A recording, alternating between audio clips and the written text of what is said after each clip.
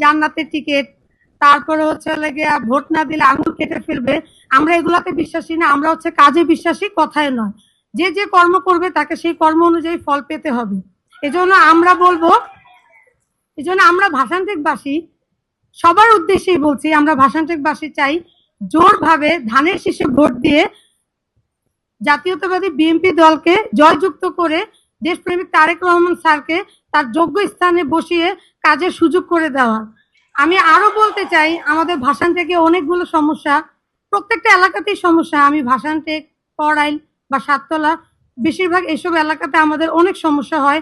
যেমন পানির সমস্যা, ওইসব এলাকায় অনেক দিন টানা পানি থাকে না, মানুষের অনেক ভোগান্তি হয়।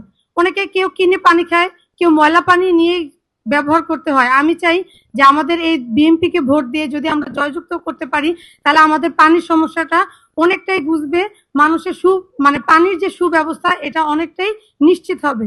আমি আরো বলতে চাই, ভাষান থেকে আমাদের আগে একটা খেলার মাঠ ছিল, এখন সেই মাঠটা নাই। কোনো খেলার মাঠই এখন নাই। আগে একটা মাঠ ছিল, এখন সেটাও নাই, খেলার কোনো মাঠ নাই। ওইখানকার যে ছেলেমেয়েরা ওরা কি করে, মোবাইলে আসক্ত হয়ে যাচ্ছে বেশি, পড়ালেখায় তাদের অনেক ক্ষতি হচ্ছে, খেলার কোনো ব্যবস্থা নাই। আমি চাইবো আমাদের যেন একটা মাঠের ব্যবস্থা করে দেওয়া হোক।